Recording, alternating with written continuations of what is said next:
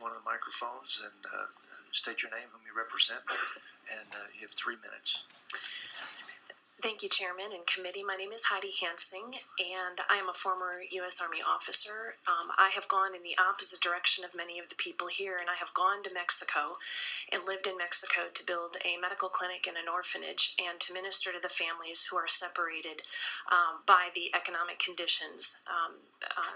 Many of the children that are treated as orphans actually have a single parent, a mother that has remained in Mexico, and yet they are entirely, for the most part, on their own. So I went in the other direction to minister to the people there in Mexico.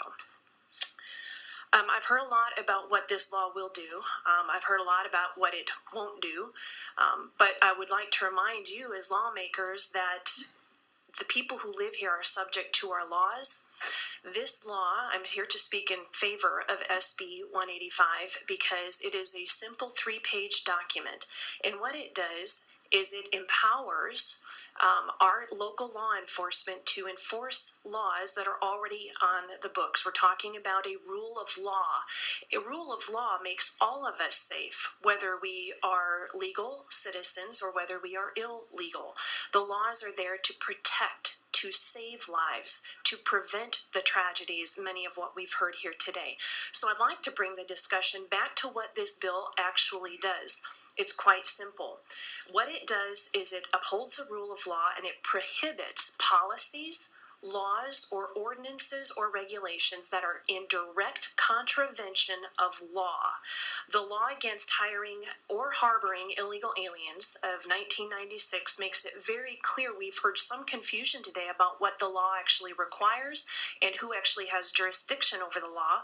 But I'd like to remind you that it says here, and I can cite for you the United States Supreme Court rulings, state and local law enforcement officials have the general power to investigate and arrest violators of federal immigration statutes without prior INS, now ICE, but back then it was a number of years ago, knowledge or approval as long as they are authorized to do so by state law. There is no extant federal limitation on this authority. The 1996 immigration control legislation passed by Congress was intended to encourage states and local agencies to participate in the process of enforcing federal immigration laws. So when we're talking about enforcing current laws, we are trying to forestall many of the tragedies that we've heard here today. Furthermore, with the proliferation of sanctuary policies that harbor criminal aliens, we have seen an explosion of human trafficking and sex slavery, and Houston is the hub. This is a stain on the honor of Texas. The demand in Houston is so great that children are being violated and women are being violated. If I might finish, sir? Yes, ma'am. But please, briefly, please. Yes, sir. So, yes, ma'am. Texas Ranger Harrelson has estimated that with the latest surge of unaccompanied children that came across the border, 70% of them will end up in sex slavery. They last about 7 years. Our laws are on the books to forestall, to prevent that from happening, and yet by handcuffing our local law enforcement, we are removing an incredibly important tool from their chest to be able to forestall and to stop this kind of criminal activity. So I would urge you to pass SB 185. Thank you, Heidi. Members, questions for Senator Garcia? Excuse me, could you tell me again who said this about 70% of children? It was Texas Ranger Harrelson. And what is his position? With DPS, he's a Texas Ranger. Do you have any idea what he was basing it on? The latest crime statistics coming out of DPS. Because I've been It's an a lot estimate. of briefings from DPS, and I've never heard that. I can. What was his name again? Harrelson. Harrelson? Yes, ma'am. And he's a captain? He's a ranger. So you don't know what rank? No, ma'am. All right, thank you. Senator Hall, you had a question for Yes, thank you, Chairman. Ms. Hansing, I believe Yes, sir. you are, you're an elected official, aren't you? Yes, sir. You're a city councilwoman. Yes. How do you feel this bill, if it passed, how does it relate to local control? what's your feeling with as far as does this violate the principles of local control? I think it's been talked about a number of times. This should be up to the cities to decide what they want to do in terms of enforcing laws. No, I think you're. What we end up with is this kind of a slippery slope of local municipalities deciding and cherry picking which laws they will enforce and which they won't. I think that's a very dangerous slope when it comes to the rule of law, and it's not something that I would want to see in our local municipality. In fact, I can say that I've had this discussion with our law enforcement, and they do feel very hamstrung. It's not so much that we live in a sanctuary city, but the closest city to us is Houston, and Houston is a sanctuary city, and the policies then they kind of trickle down into the local communities around us. And so what we don't want to see happen, and many acknowledge that because our biggest municipalities in Texas are sanctuary cities, that we are now a sanctuary state. One other question is that I don't think there's any argument that human trafficking is a major concern, and whether numbers or percentage, people argue over like they always do with statistics.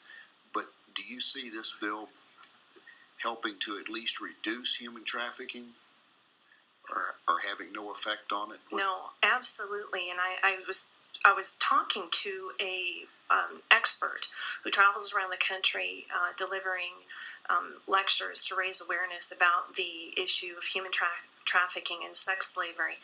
And what she told me is that this tool works within the community to help remove victims from their handlers. And once you can separate them, you can start to treat them as victims and really start to put together a much bigger picture of what's happening within that community.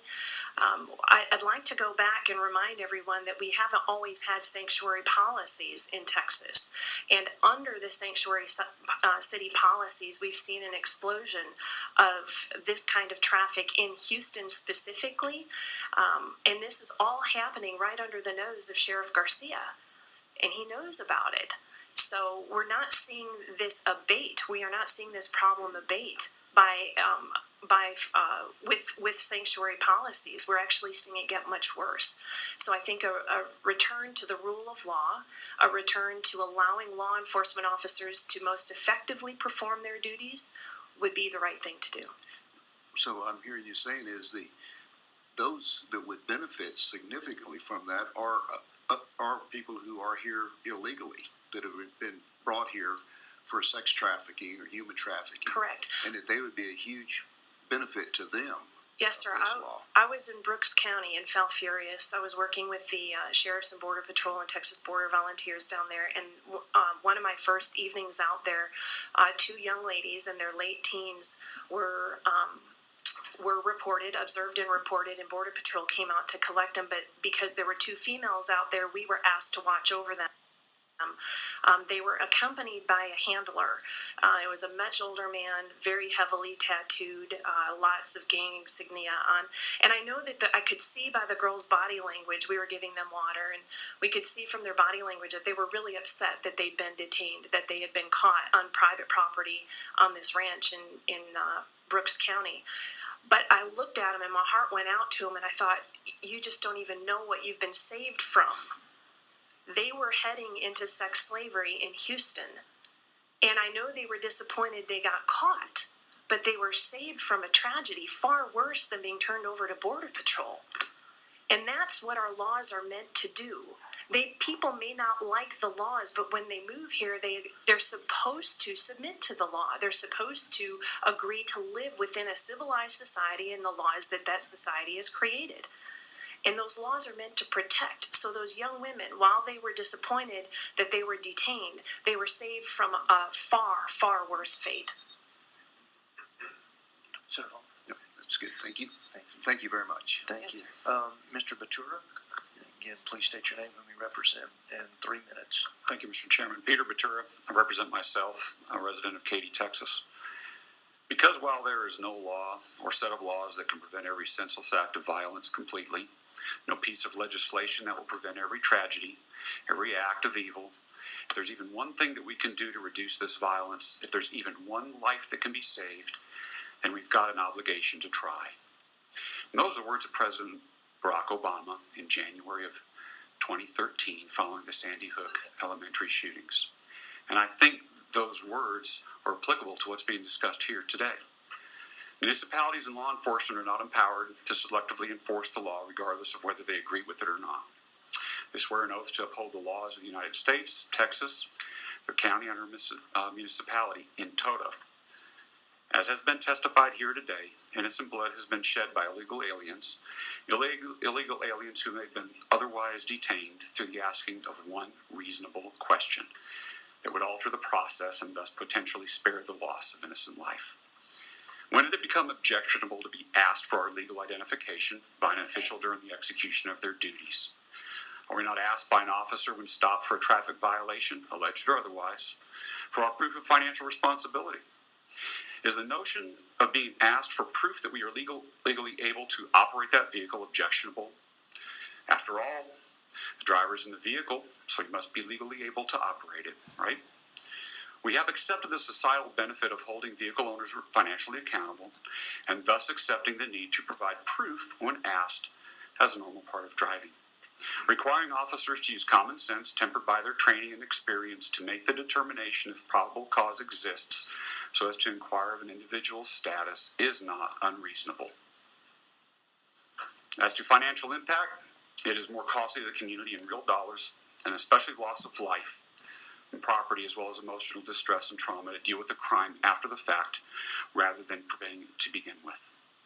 It is self-evident that there will be some near-term economic impact as we begin in earnest to address the illegal alien situation.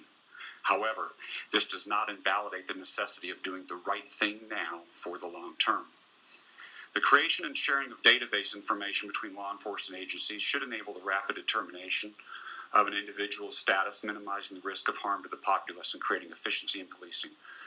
And citizens must have the ability for redress regarding municipal or other entities or individuals not enforcing the law either by direction or desire. This is consistent with our founding principles. Ensuring law enforcement are empowered to inquire of a person's status is a common sense step in addressing the challenges facing us in what is arguably a crisis of personal and cultural integrity. And as a postscript, I would like to point out, as I listened intently to Senator Lucio earlier today, as he recalled the story of Mary and Joseph and the glorious birth of Jesus, I will finish, sir. Sure, please, quickly. I'd like to point out that Mary and Joseph were in Bethlehem at the direction of the governing authority for the census to be completed, and were expected to go home after it was. Thank you. Thank you, Mr. Batura. Yes, ma'am. Mrs. Hansing. If you don't mind, I'd like to give this written testimony to your clerk for dissemination. Absolutely. I'm here in memory of a law enforcement officer from Houston PD I who saw was the killed. EOW and end of watch, so Yes, sir. I can only see the top of the head, but Yes, this is Officer Will, and I'd like to lead the written testimony. While he saved an illegal alien's life, he was killed by another illegal alien who was drunk driving, and while he was saving the life. So it's really important that we remember the law enforcement, the cost in life of these policies. So if you don't mind, I'd leave clerk that will with be you. very receptive to receiving the written testimony. Thank you, ma'am. This panel is dismissed. Thank you all for joining us and staying late this afternoon. And go Army, beat Navy. Thank you, Heidi. Yes.